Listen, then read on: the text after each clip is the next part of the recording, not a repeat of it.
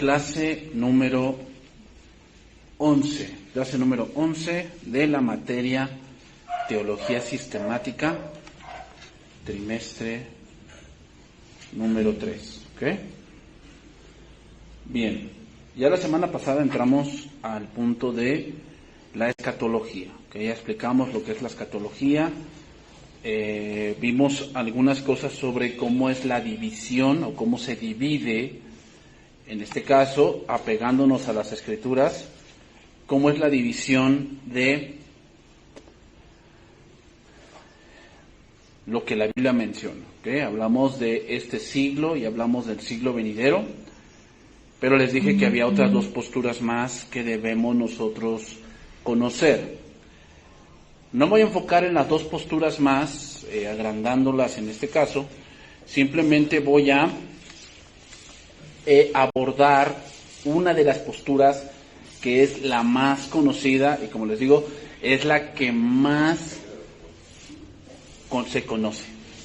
¿Okay? Es la que más se conoce y por la cual la gente, o en este caso las iglesias evangélicas, hermanos, se guían para su escatología. Vamos a estudiar un poco eso. Bueno, pero voy a terminar este último punto donde nos quedamos. La segunda venida de Cristo, ahí nos quedamos, ¿no? Es el evento que divide este siglo del venidero. ¿Ok?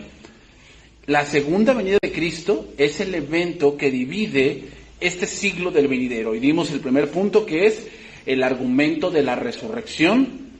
Les di el pasaje de Lucas y un pasaje de 1 Corintios capítulo 15. ¿Ok? Voy a tratarme de ir un poco más despacio. Todavía tenemos todo lo que resta de este mes, el mes de noviembre también todavía, para ver este tema poco a poco. ¿Ok? Vamos a ver varios puntos que son importantes que conozcamos, pero nuevamente lo repito. El hecho de que ustedes o que otra persona no crea como yo creo o como yo lo estoy enseñando, no quiere decir que es un falso, es alguien que no conoce de la Biblia, que no conoce de Dios, no. Porque, hermanos, es más difícil desaprender que aprender. ¿Okay? Es más difícil. Por eso, gente que viene de otras iglesias y que a veces, otras congregaciones que tienen diferentes costumbres y llegan a un punto de otra congregación que tiene una costumbre distinta y lleva las cosas de otra manera, les cuesta mucho que adaptarse o ordenarse a ese punto. ¿Por qué? Es más difícil desaprender que aprender. O sea, hay muchas cosas que las hemos aprendido muchos años atrás. ¿Ok?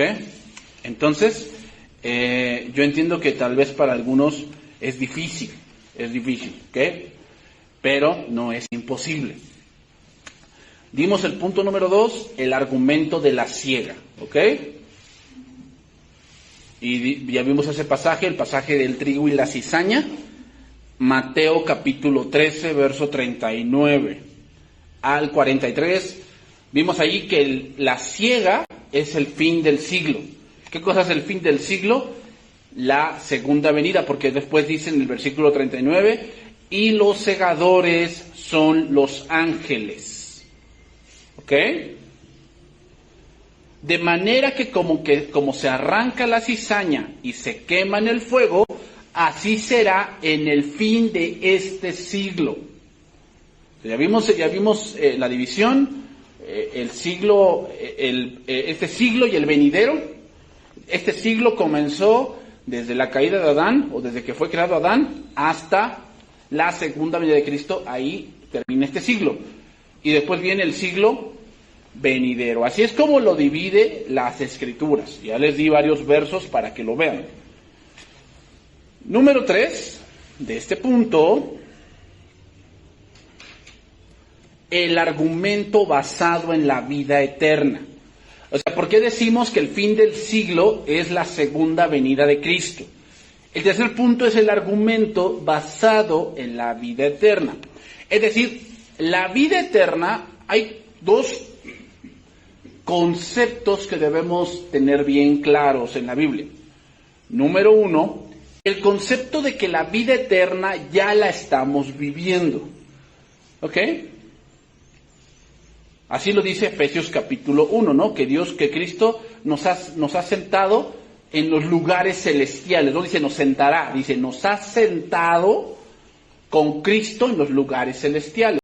Bueno, entonces quiere decir que la vida eterna es algo que ya estamos viviendo, pero no completamente. Entonces estamos diciendo que el siglo venidero es la consumación de la vida eterna. ¿Ok? Bien claros con eso. La vida eterna es lo que ya estamos viviendo. La vida cristiana ya es la vida eterna, ya la tenemos. Pero el siglo venidero es la consumación de la vida eterna. Voy a decir varios pasajes. Por decir, Mateo 25:31. Mateo 25:31. Dice allí, cuando el Hijo del Hombre venga en su gloria y todos los santos ángeles con él, concuerda bien con lo de la ciega, ¿verdad? Porque los segadores son los ángeles. ¿Ven? O sea, dense cuenta de varias cosas que ahí están, que concuerdan muy bien. Recuerden que la primera regla de la hermenéutica es, la Biblia se interpreta a sí misma. No es lo que yo creo. O sea, no puedo citar un verso y, pues yo creo que significa, no. Esa es una mala interpretación y es un pretexto nada más. ¿Ok? Vean lo que dice ahí. Cuando el Hijo del Hombre venga en su gloria y todos los santos ángeles con él, entonces se sentará en su trono de gloria y serán reunidas delante de él todas las naciones. Eso incluye Israel, Eso incluye Israel porque más adelante lo vamos a estar mirando. Y apartará los unos de los otros, como aparta el pastor las ovejas de los cabritos. Y pondrá las ovejas a su derecha y los cabritos a su izquierda. Versículo 40, vamos a saltarnos al 40. Y respondiendo el rey, les dirá, de cierto os digo que en cuanto lo hicisteis a uno de estos mis hermanos más pequeños, a mí lo hicisteis. Entonces dirá también a los de la izquierda, apartaos de mí, malditos, al fuego eterno preparado para el diablo y sus ángeles. Porque tuve hambre y no me dices de comer, tuve sed y no me dices de beber, fui forastero y no me recogisteis, estuve desnudo y no me cubristeis, enfermo y en la cárcel y no me visitasteis. Entonces también ellos le responderán diciendo, Señor, ¿cuándo te vimos hambriento, sediento, forastero, desnudo, enfermo o en la cárcel y no te servimos? Entonces le responderá, de cierto os digo que en cuanto no lo hiciste a uno de estos más pequeños, tampoco a mí lo hicisteis. E irán estos al castigo eterno y los justos a la vida eterna. ¿Cuándo será ese juicio? Les voy a decir otra cosa. Este juicio que se ve aquí es el mismo del juicio del gran trono blanco, es el mismo. Porque otra cosa que tienen los dispensacionistas es que tienen como 5 juicios. El juicio del tribunal de Cristo, el trono blanco, el juicio de las naciones. La Biblia no menciona eso. Y después lo vamos a ir viendo que no es así. ¿Ok? Ok, entonces, ¿cómo debemos vivir este siglo? Bueno, pues como ovejas, que se nombran en el capítulo 25. Entonces, resumiendo, debido a que la segunda venida de Cristo es la consumación de este siglo, y viene el venidero, teniendo esto en mente, voy a abordar el siguiente tema. El siguiente tema que vamos a abordar es el dispensacionalismo. Voy a tratarles de explicar cómo es esto y por qué... obviamente muchos abrazan este tipo de escatología. La abrazan mucho, es muy popular, hermanos. El problema del dispensacionalismo es que si tú estudias más a fondo la Biblia te vas a topar con versos sin salida. Eso fue lo que a mí me pasó. Yo, estudiando la Biblia, llegué a versos que no tenían razón, o sea, no encajaban en lo que me habían enseñado. Y hermanos, el dispensacionalismo a mí me lo enseñaron desde que yo tenía 8 años.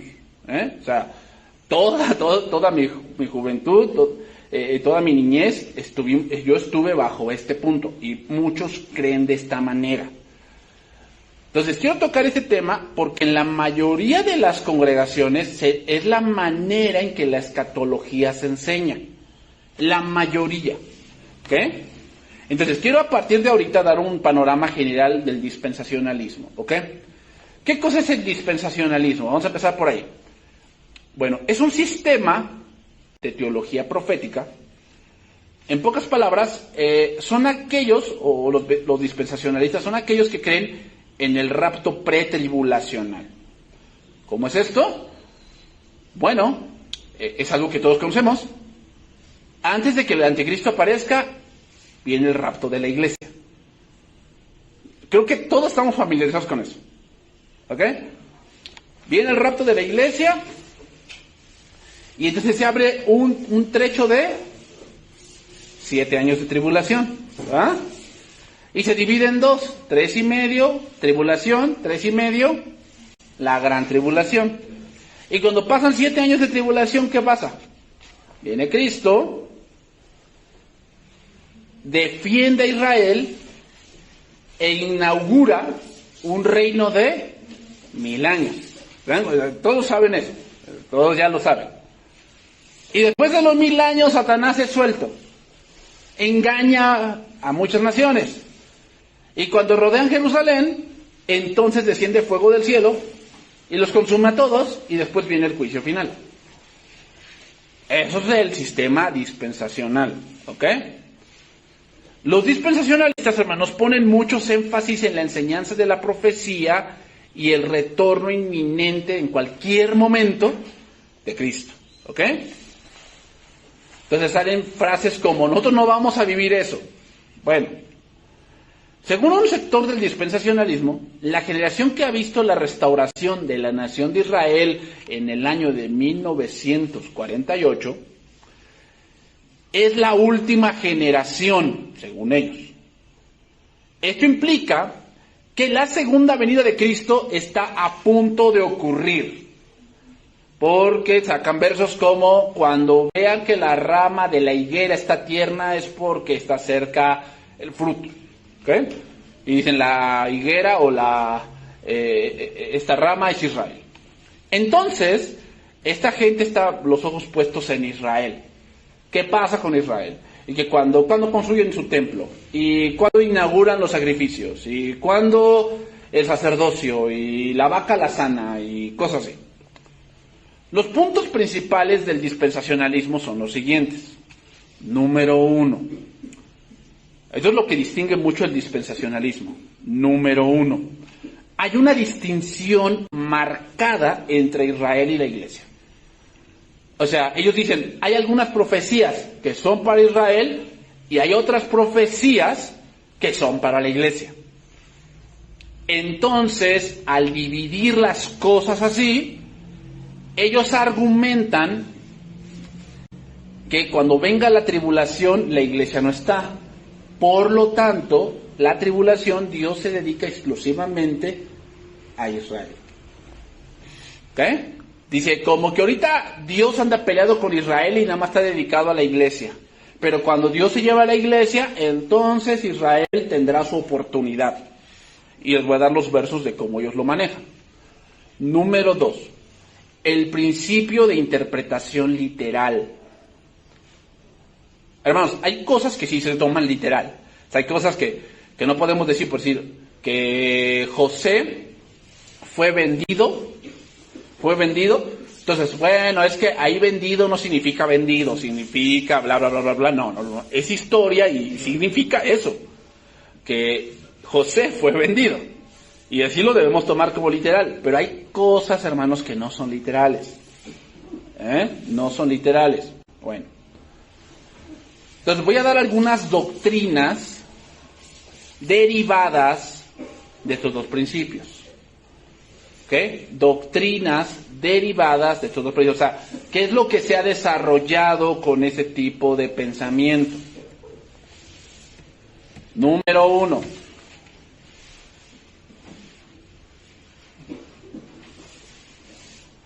Que las profecías del Antiguo Testamento, que las profecías del Antiguo Testamento en cuanto a la restauración de Israel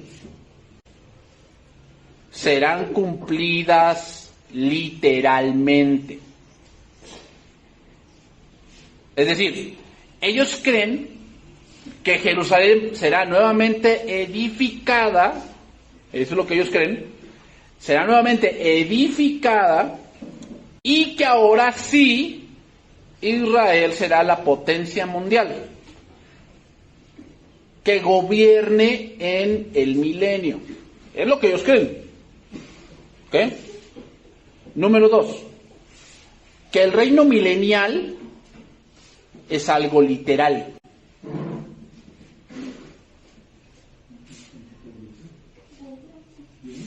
Es decir, un reino de 1000 años. Eso se le llama premilenialismo, así se le llama.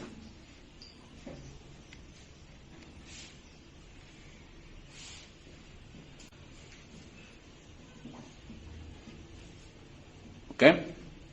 Número 3. Que las 70 semanas de Daniel, eso lo vemos en Daniel capítulo 9, que después lo vamos a leer, se refieren a un periodo de 490 años, que las 70 semanas de Daniel se refieren a un periodo de 490 años que aplica solo para Israel. ¿Okay? Ahí radica el problema, porque ellos dicen que ya pasaron 69 semanas. ¿Dónde entra la última semana? En la tribulación. Una semana de 7 años. Entonces, ¿en qué semana estamos? Bueno, ellos dicen, los dispensacionalistas dicen, que estamos ya entre la semana 69 y la 70, pero que hay una brecha o hay un paréntesis allí que Dios hizo porque Israel no cree. Eso es lo que ellos dicen. Entonces, que falta cumplirse la semana 70. También vamos a estudiar esa profecía más adelante. Entonces, la última semana de Daniel, hermanos, para ellos todavía no se cumple, según ellos, los dispensacionalistas, ¿ok? Ellos dicen que cuando venga el rapto, entonces esa semana va a comenzar la última semana de Daniel.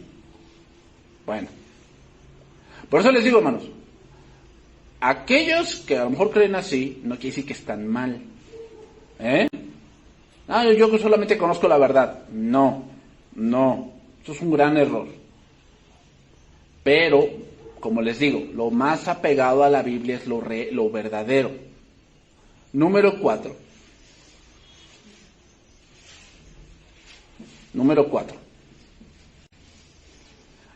Que el libro de Apocalipsis se divide en 2 grandes eventos. ¿Ok?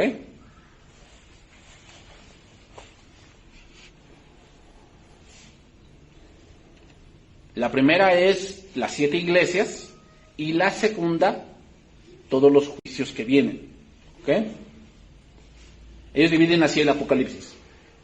El capítulo 1, 2 y 3 y 4. Ellos dicen que es la primera parte que ocurrió en los 490 años. Y del capítulo 5 hasta el capítulo 22 es otro punto que solamente es para los que no creen.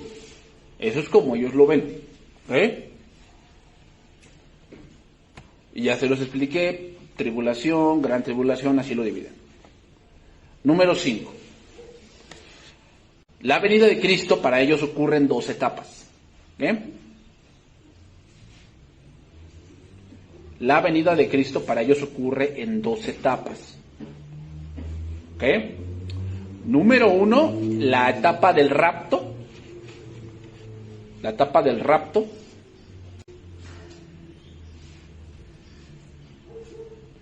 Donde ya saben, la iglesia es arrebatada y desaparecen y cosas así. Ojo, sí hay un rapto en la Biblia. Sí hay un rapto. O sea, no estamos diciendo que no va a pasar. Sí va a pasar. Pero no de esta manera. Según lo que yo les voy a enseñar. Y la segunda fase es la segunda venida de Cristo cuando es el final de la tribulación. Eso es lo que ellos enseñan.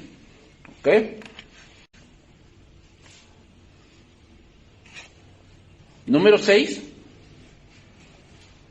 Ok, número 6. De ese punto. Número 6. Que la historia.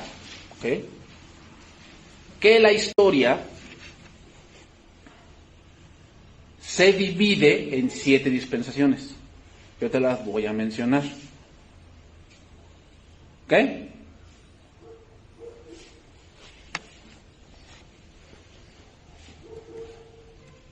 Esto se sacó, hermanos, las dispensaciones, de un abogado llamado o apellidado Scofield.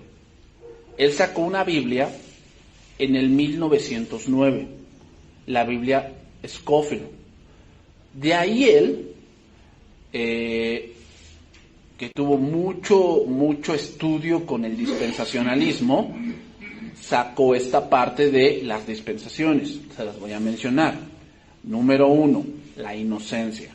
¿Okay? Esa es la dispensación número 1 que ellos manejan, que es de la creación hasta la caída. ¿Okay?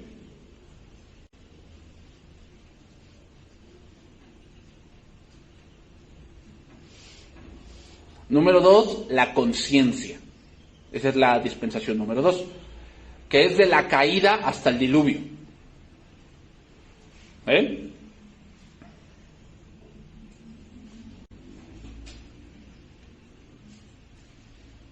Número 3, gobierno humano.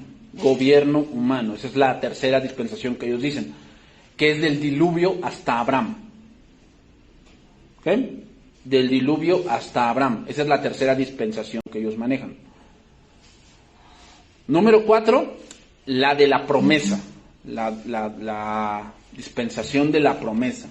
Y esta abarca de Abraham hasta Moisés. ¿Ok?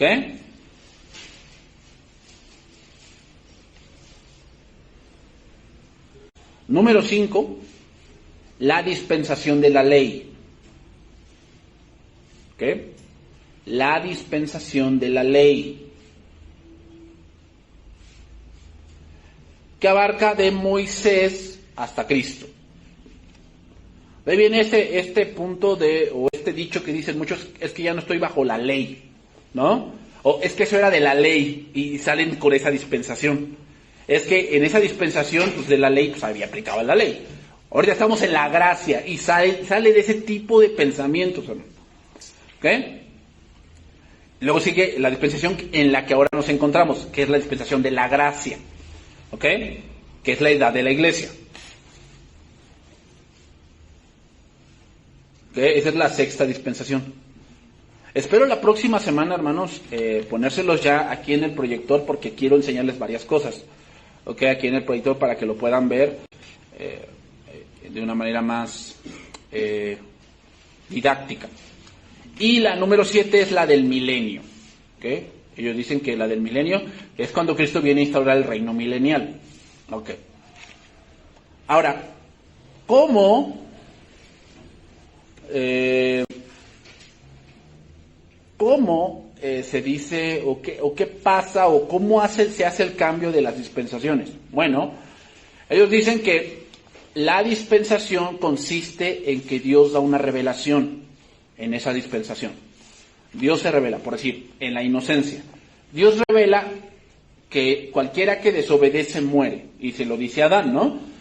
De todo árbol del huerto puedes comer, pero del árbol de la ciencia del bien y del mal no comerás, porque el día que de él comieres, ciertamente morirás. Esa es la revelación que Dios dio en ese momento. El hombre falla, y entonces viene una consecuencia, y ahí termina una dispensación y comienza otra. ¿Ok?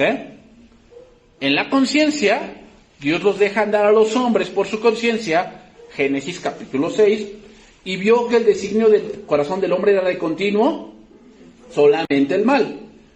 Dice, por lo tanto Dios se arrepintió de haber hecho hombre en la tierra. Y entonces da un juicio. ¿Cuál? Diluvio. Hay un juicio, Dios se reveló, el hombre desobedece, viene un juicio, cambio de dispensación. ¿Ok? Y así se va. Así es como ellos lo manejan. ¿Ok? Entonces, este sistema de enseñanza incluye el concepto del rapto pretribulacional, ¿ok? Bien. Entonces,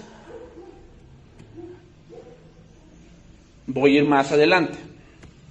Vamos a ir ahora a Daniel capítulo 9, verso número 20. ¿Ok? Vamos a analizar un poquito más a fondo esta parte.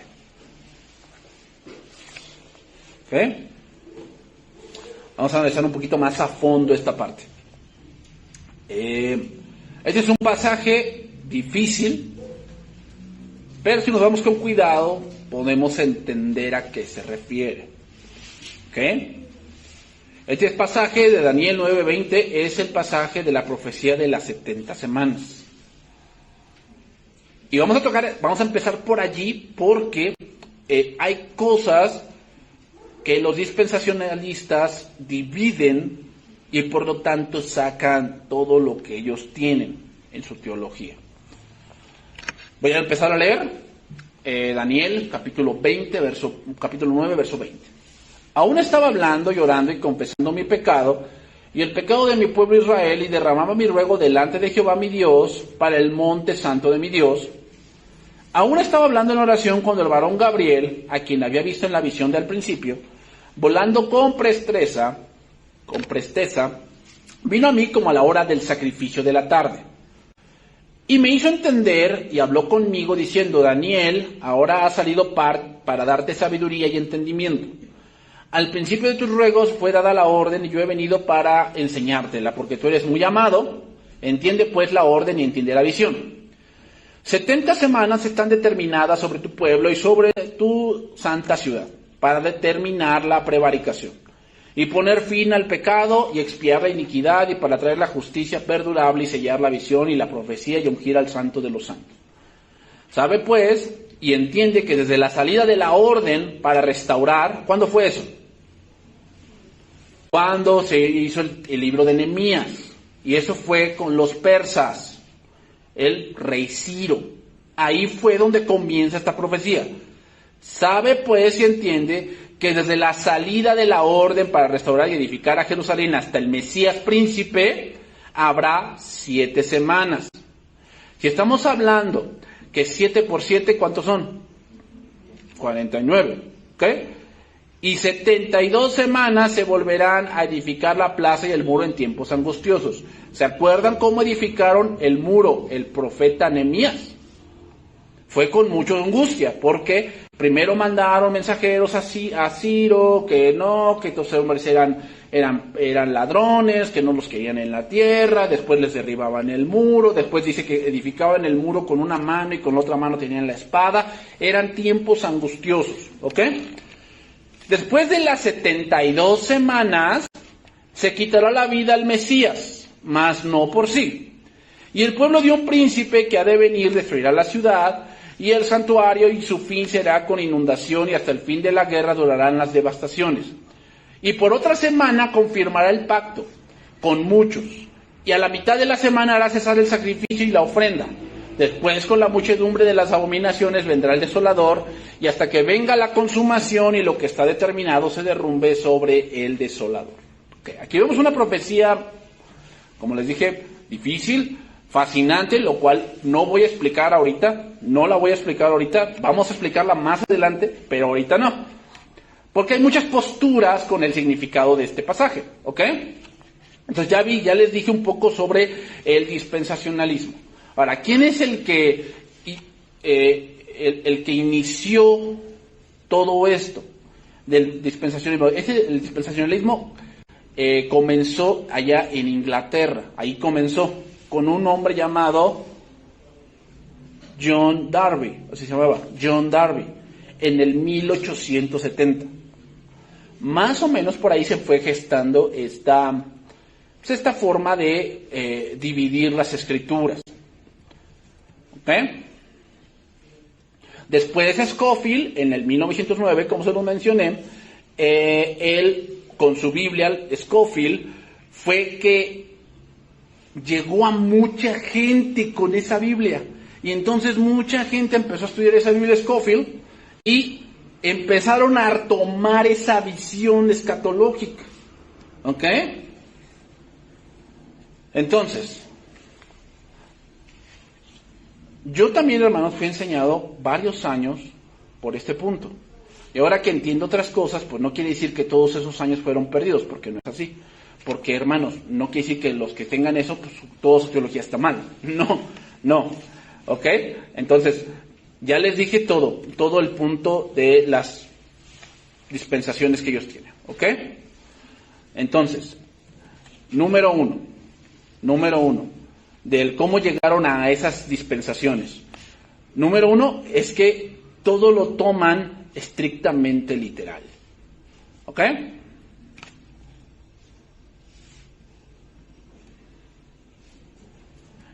¿Qué quiere decir esto? Que siempre que ellos leen Israel en la Biblia, lo asocian inmediatamente al pueblo que está allá en el oriente. Cuando ellos leen Israel, automáticamente, no, es que esta profecía no es para nosotros. Así dicen ellos. Es que esta profecía no es para nosotros, debemos desechar eso porque eso no es para nosotros, no nos aplica. Bueno, por eso dice que ellos, es el punto, estrictamente literal. Hay algunas cosas que deben tomarse literal, pero hay otras cosas que no. ¿Ok? Número 2. Hay un rígido verticalismo, hermanos.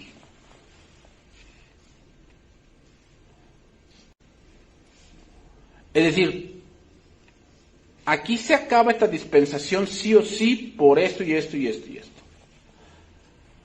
Ahora, hay distintos eventos en la Biblia que nos van a marcar un antes y un después. Por decir, la ley, el éxodo, el diluvio, los jueces, los reyes, el exilio, la cruz, el retorno a Jerusalén, Pentecostés. Son eventos que como que marcaron.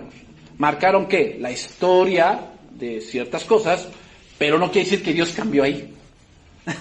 Dios lo cambia. ¿Ok?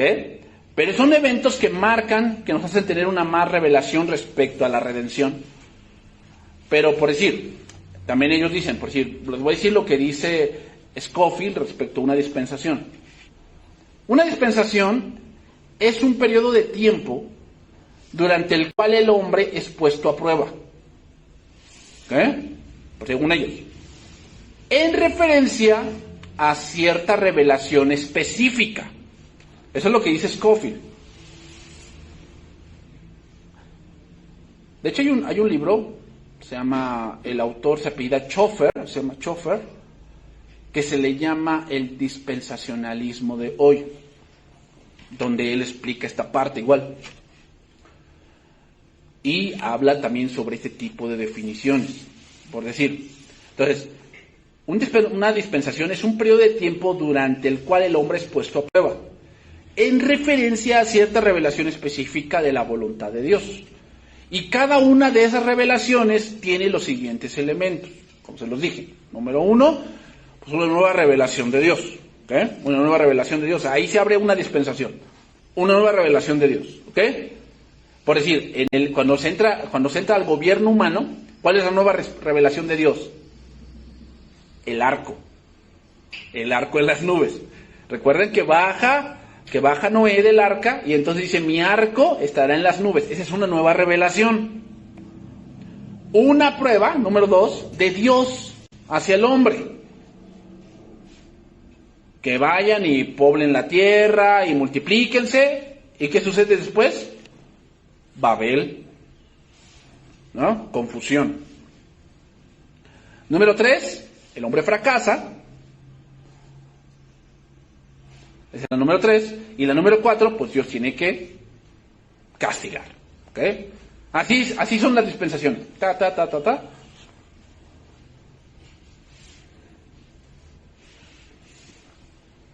¿Ok? Entonces,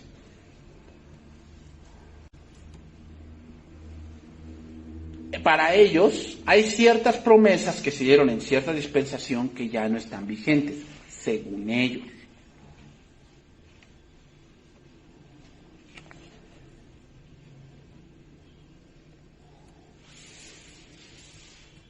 Ok.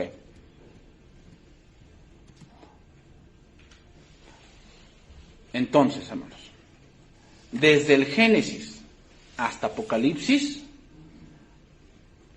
varios pactos que se dieron dentro de el Génesis van a tener su cumplimiento hasta el final o hasta el fin del siglo.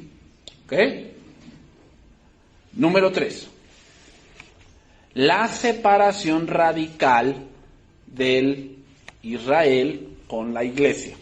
Y aquí es un punto que voy a detener un poquito más para argumentar un poco en esto. ¿Saben por qué, hermanos? Voy a detener un poquito más en este punto. Porque ver la Biblia de esa manera va a hacer que tu interpretación sea más difícil. Si tú ves la Biblia de esa manera de que esto le toca a los israelitas y esto le toca a la iglesia, tu interpretación de la Biblia va a ser muy complicada. ¿Ok? Entonces voy a ver esto. ¿Cuál es la relación que existe entre ambos grupos, entre Israel y la iglesia? ¿Existe alguna conexión orgánica o son completamente distintas? Bueno, los dispensacionalistas dicen que son separados. Entonces dicen, este pasaje es para Israel y este pasaje es para la iglesia. Entonces ellos dicen que el milenio, la iglesia no va a estar, sino que la iglesia va a estar reinando con Cristo en ese momento. Entonces, ¿qué pasa? Pues ponen a Israel del día de hoy, ese país, como que solo ellos van a ver a Jesús, y solo ellos van a ver al anticristo, y solo ellos se van a dar cuenta que fueron engañados. Pero hermanos, en los primeros tiempos de la iglesia, ellos nunca dudaron de eso. O sea, los apóstoles y los padres de la iglesia jamás tuvieron esa visión del fin de los tiempos. Jamás. Pero para los dispensacionalistas, la iglesia es un paréntesis, donde como que la iglesia es un llamar a celo a los judíos, pero siempre el propósito siempre ha sido salvar a los judíos. Eso es lo que ellos dicen, y así lo ven. Ellos dicen que ninguna de las profecías del Antiguo Testamento se menciona a la iglesia, en ninguna. Pero vamos a ver lo que dice la Biblia, ¿no? Romanos 2:26. Vamos a ver qué dice la Biblia con respecto a esta palabra Israel, ¿ok? Porque como les dije, lo que tienen los dispensacionalistas es que ven Israel e inmediatamente lo asocian al pueblo que está en el oriente. Israel, entonces este ya no es para nosotros. A ver, vamos a estudiar a ver qué dice la Biblia, ¿no? Les digo, hermanos, esto es algo muy importante, porque por decir, si tú estudias la epístola a los Gálatas, con ese tipo de argumentación, ¿quiénes son los judaizantes? Bueno, los judaizantes son los que quieren que guardemos la ley perfectamente. Bueno, pero en Romanos, Pablo dice que si la ley es mala, la cual dice que eso es en ninguna manera. Bueno, entonces, ¿cuál es lo malo ahí entonces de judaizar? Bueno, lo malo es buscar la salvación por obras. Bueno, pero ahí los judaizantes les decían a los cristianos que sí Cristo, pero además la circuncisión. Y eso es lo que hoy está ocurriendo mucho, hermanos. Muchos se van a lo que hoy le llaman el mesianismo. ¿Qué cosa es el mesianismo? Que ellos quieren volverse judíos porque Jesús vino de esa estirpe. Y olvidan muchos pasajes. Ese es el problema de este tipo de visión escatológica. Bueno, Romanos 2:26. Si pues el incircunciso guardare las ordenanzas de la ley, ¿no será tenida su incircuncisión como circuncisión?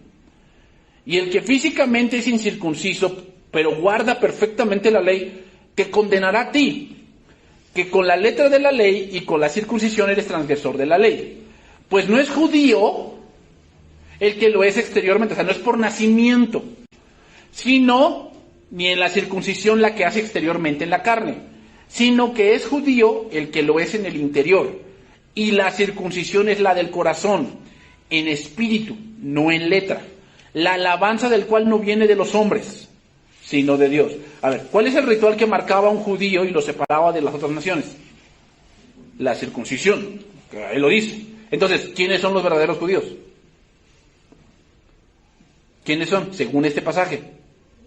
No los que hicieron la circuncisión física, sino la del corazón. Y corazón significa nacer de nuevo. Entonces un judío no es el que vive allá, no. Un verdadero judío, y me refiero al punto de lo que significa la palabra. Judío viene de la palabra Judá, que significa alabanza. ¿Ok? Y nosotros fuimos hechos para alabanza de su gloria. Entonces, según este pasaje, lo que está diciendo Pablo es que un verdadero judío, alguien que de verdad pertenece al pueblo de Dios, es aquel que ha nacido de nuevo. Y que la circuncisión fue hecha no en la carne, sino en el corazón. ¿Ok? Pero vamos a ver más otros versículos. Romanos 4:9. Romanos 4:9.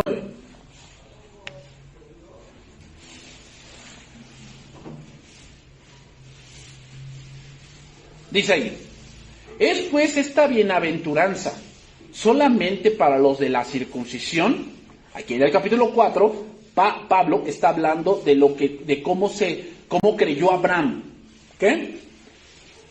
¿Es pues esta bienaventuranza solamente para los de la circuncisión o también para los de la incircuncisión? Porque decimos que a Abraham le fue contada la fe por justicia. ¿Cómo pues le fue contada? ¿Estando en la circuncisión o en la incircuncisión? Eso que se nombra acá es Génesis capítulo 12, que dice que Abraham le creyó a Dios y le fue contado por justicia. Y allí la circuncisión todavía no había llegado. Eso llegó después. Entonces, ¿cuándo le llegó la salvación a Abraham? ¿Incircunciso o circunciso? Incircunciso. Ok, dice, no en la circuncisión, sino en la incircuncisión le llegó. Y recibió la circuncisión como señal, como sello de la justicia de la fe que tuvo estando aún incircunciso, para que fuese padre de todos los creyentes no circuncidados, a fin de que también ellos la fe les sea contada por justicia, y padre de la circuncisión para los que no solamente son de la circuncisión, sino que también siguen las pisadas de la fe que tuvo nuestro padre Abraham antes de ser circuncidado. ¿Qué está diciendo ahí? Que el padre Abraham es padre en la fe de aquellos que en la circuncisión creen, como de los de la incircuncisión creen, porque de dos pueblos hizo un solo pueblo. Eso es lo que está diciendo. Entonces, ¿de quién es padre Abraham? ¿Solo de Israel? Bueno, físicamente sí es verdad. Sin embargo, no está hablando de esa línea, no está hablando de cosas físicas, está hablando de la fe. El contexto lo dice. Más adelante, Romanos 9.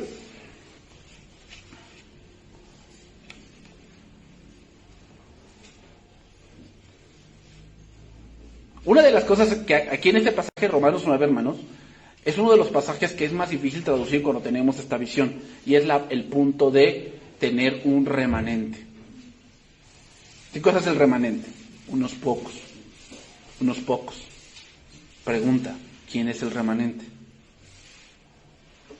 ¿Los 144,000? No. No.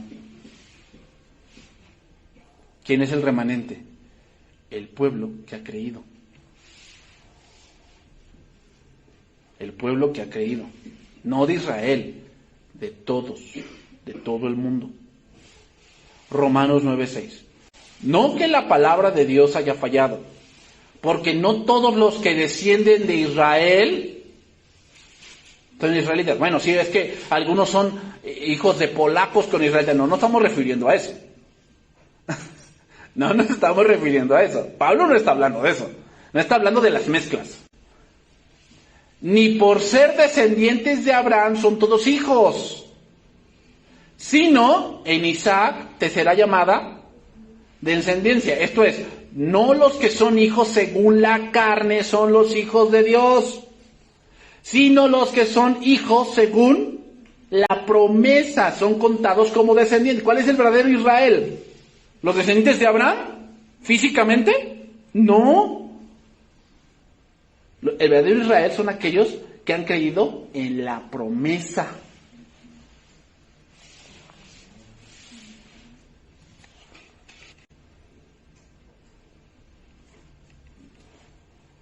Los hermanos, por eso, este tipo de versos son difíciles. Cuando tenemos ese tipo de visión dispensacional de que Israel está de un lado y la iglesia está del otro, nos es muy difícil traducir ese tipo de versos. ¿Por qué? Porque, a ver, aquí Pablo está hablando de Israel. Entonces, aquí excluimos a la iglesia y vemos nada más con la visión de Israel. No encaja. O sea, ¿de dónde sale un remanente si vemos que Israel está más perdido que nunca? Pues si Tel Aviv es la capital de los homosexuales. Entonces, ¿cómo de un pueblo así va a salir un remanente? ¿Cómo? Bueno, es que tú no sabes los planes de Dios. Sí, está bien. Sí, yo no sé completamente. Pero yo veo así videos de Israel y yo no los veo tan cerca de Dios. Los veo más lejos de Dios. Pero este pasaje nos da luz. Otro pasaje, Gálatas 3:13. Entonces, hermanos, la mayoría del pueblo evangélico cree exactamente lo contrario. ¿Qué? Que la iglesia va por un lado e Israel va por otro lado. Eso es lo que creen la mayoría, ¿eh? Y cuando tú oigas así, a lo mejor en internet o en otras congregaciones, hablar de ese tipo de temas, casi siempre lo ven de esa manera. Casi siempre. Gálatas 3:13. Cristo, dice, nos redimió de la maldición de la ley, hecho por nosotros maldición, porque está escrito, maldito todo el que es colgado en un madero, para que en Cristo Jesús la bendición de Abraham alcanzase a los gentiles, a fin de que por la fe recibiésemos la promesa del Espíritu. Hermanos, hablo en términos humanos, un pacto, aunque sea de hombre, una vez ratificado, nadie lo invalida ni le añade. Ahora bien, a Abraham no fueron hechas las promesas, y a su simiente. No dice y a las simientes, como si hablase de muchos. O sea, si estamos viéndolo así, de que Israel es una cosa y la iglesia sería simientes. No, hay muchas promesas, pero simiente, nada más hay una. Ahí lo dice. Dice, a Abraham fueron hechas las promesas, y a su simiente. No dice y a las simientes, como si hablase de muchos, sino como de uno, y tu simiente es Cristo. Versículo 25. Pero venida la fe, ya no estamos bajo ayo, pues todos sois hijos de Dios por la fe en Cristo. Porque todos los que habéis sido bautizados en Cristo, de Cristo estáis revestidos.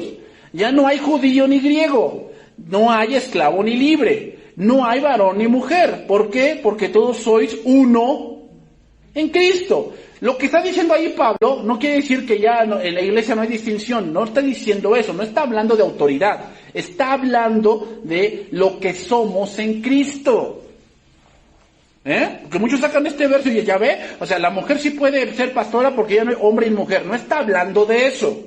El contexto no está hablando de autoridad, está hablando de la posición que tenemos en Cristo. Todos somos salvos. Y en la salvación no hay distinción, no hay judío ni griego, no hay esclavo ni libre, no hay varón ni mujer, porque todos somos uno en Cristo. Y si vosotros sois de Cristo, ciertamente, linaje de Abraham sois. ¿Y herederos? ¿A quién fue dada la promesa? A Abraham y a su simiente. ¿Cuál es esa simiente? Cristo. Y cuando creímos estamos entonces, ¿quién es el pueblo de Dios? Los que hemos creído en Cristo. Porque la simiente es Cristo. Y en Cristo las promesas de Dios son sí y son amén. ¿Ok? Ahí cuando dice, y la ley es un ayo, significa lo que dice 1 Corintios capítulo 10. Cuando dice, y estas cosas sucedieron para nosotros. Recuerden que un ayo era alguien que enseñaba a un niño. Entonces, las cosas del Antiguo Testamento son una sombra de lo que vería el niño de grande. Cuando creímos en Cristo, esas cosas nos enseñan lo que Dios aborrece, porque Dios no ha cambiado. Pero ya no estamos en ese punto de ser enseñados, porque ya estamos en Cristo y su Espíritu nos enseña todas las cosas.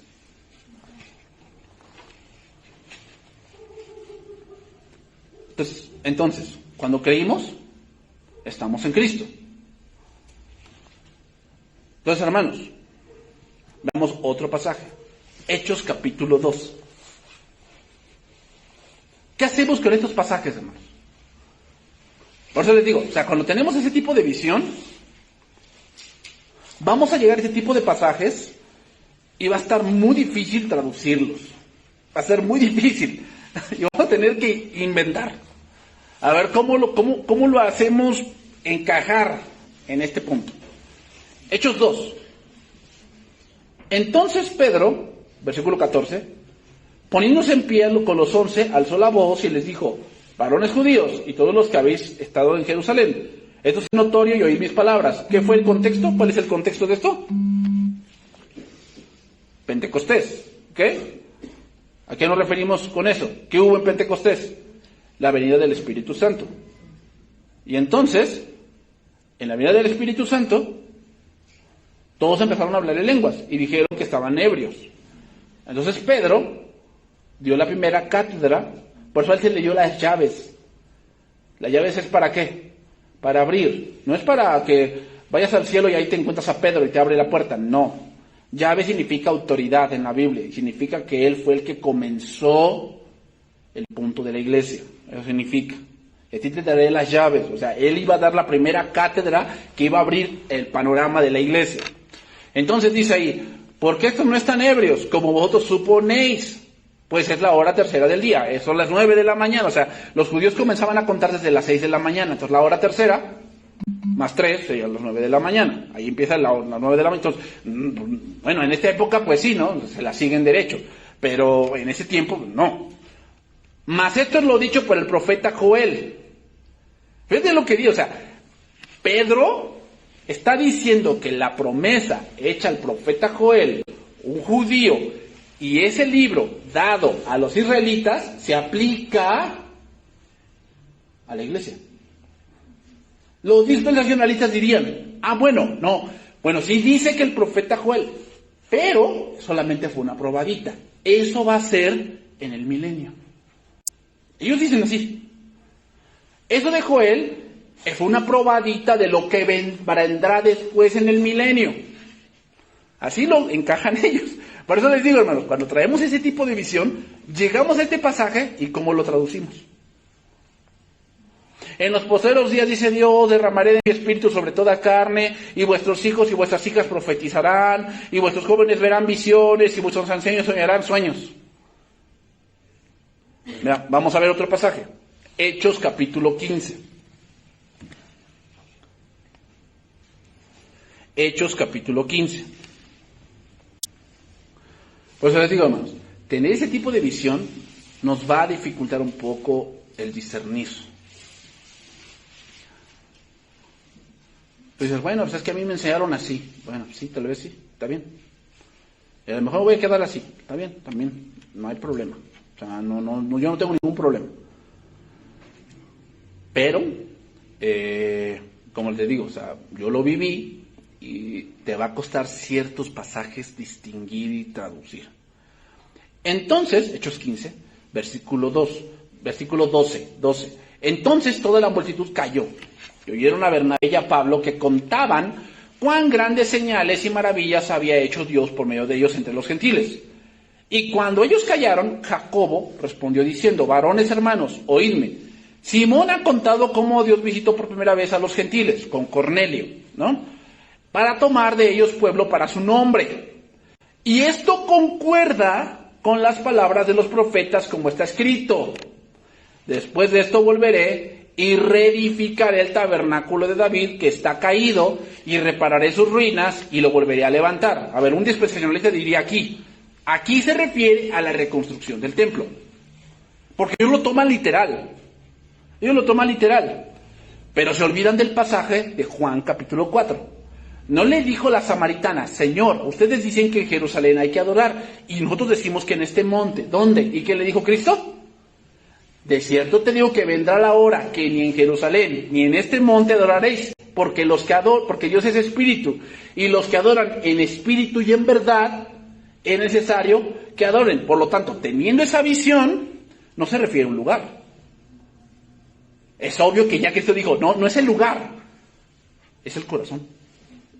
Entonces, aquí cuando dice reedificar el tabernáculo de David, no es literal que es una edificación física. Se refiere a restaurar el pueblo que de dos pueblos, judíos y gentiles, construye ahora un templo. En 1 Corintios, así lo dice Pablo, ¿no? que nosotros debemos ser edificados como piedras vivas. Por eso decimos que la iglesia no es el edificio. La iglesia son el conjunto de personas que han creído en Cristo. Entonces, toma sentido esta profecía, que fue dada a ¿quiénes? Al Israel del Antiguo Testamento. Pero ¿en dónde se está cumpliendo? En la iglesia. Eso es muy importante, hermanos. Porque si no tenemos esto, muchos pasajes no los vamos a entender. Esto es para Israel. Y nos vamos a hacer pelotas. Ok. Voy terminando porque se me acabó el tiempo. Ya se me acabó el tiempo. Para que el resto de los hombres busquen al Señor y todos los gentiles sobre los cuales es invocado mi nombre. Dice el Señor que hace conocer todo esto desde tiempos antiguos. Podríamos seguir más, hermanos, pero creo que son cosas que ya nos dicen que así es. Que no podemos ver a Israel y a la iglesia separados.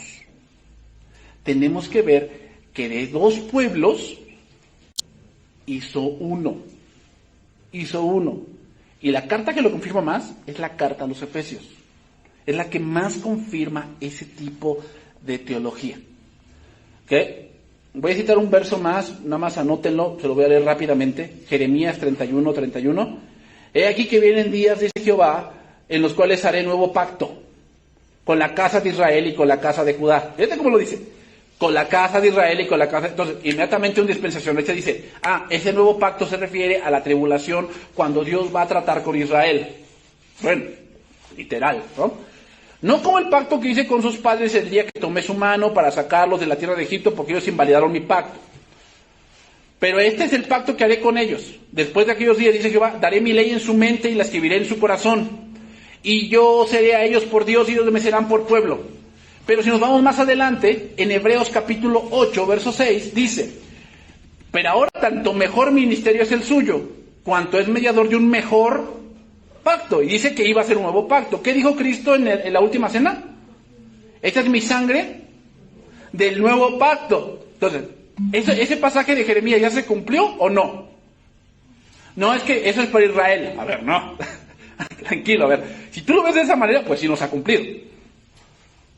Pero, en todo el punto de las Escrituras, tenemos que ver que eso ya se cumplió. ¿Por qué? Porque dice, porque si aquel primero, estoy en el versículo Hebreos 8, versículo 7, porque si aquel primero hubiese sido sin defecto, ciertamente no hubiese procurado lugar para el segundo. Porque reprendiéndolos dice, aquí vienen días, dice el Señor, en que estableceré con la casa de Israel y con la casa de Judá un nuevo pacto. Estoy leyendo, el autor de Hebreos cita a Jeremías, que yo ya lo leí. Y si nos vamos al verso 13 dice, al decir nuevo pacto, ha quedado por viejo el primero, y lo que se da por viejo se envejece y está próximo a desaparecer. Quiere decir que ese pasaje de Jeremías 31 ya está vigente. Pero un especialista te diría, no, porque eso se refiere a Israel. Entonces, a la luz de todos estos textos, podemos decir con confianza que el Nuevo Testamento contempla a la Iglesia como el pueblo de Dios, en el cual se están cumpliendo muchas de las promesas hechas en la antigüedad al padre Abraham y a los profetas. Lo voy a decir así, hermanos. Pero el pueblo de Israel, allá en el oriente, ya cumplió su propósito. Ya cumplió su propósito. ¿Cuál? Que de ahí vino el Mesías. Punto. Ya.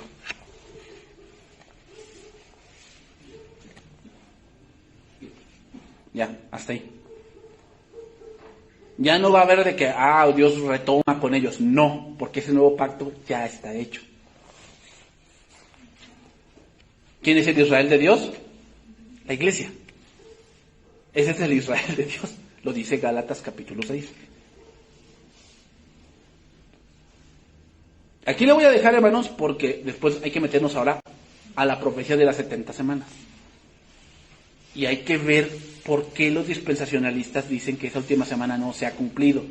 Y vamos a ver que ellos toman versos que no tienen cabida en otras palabras. Hermanos, hay otra cosa que debemos entender de la hermenéutica. Los pasajes más difíciles deben traducirse con los pasajes que sí entendemos, no al revés. O sea, yo tomo un pasaje difícil y a ver cómo le hago para entenderlo. No, primero voy a los pasajes fáciles, que ya entiendo, que sé a qué se refiere, y en la luz de esos pasajes voy a un pasaje difícil y voy a entender más cosas. Eso es lo que se tiene que hacer, por decir, con el milenio. Y se tiene que hacer con ese tipo de profecías que vamos a estudiar la siguiente clase. ¿Ok? Así es como se estudia la Biblia. No es, la agarro aquí, pues yo entiendo así y ajaja. No. Porque si no vamos a llegar a un error. ¿Ok? Bien. Vamos a orar y vamos a terminar.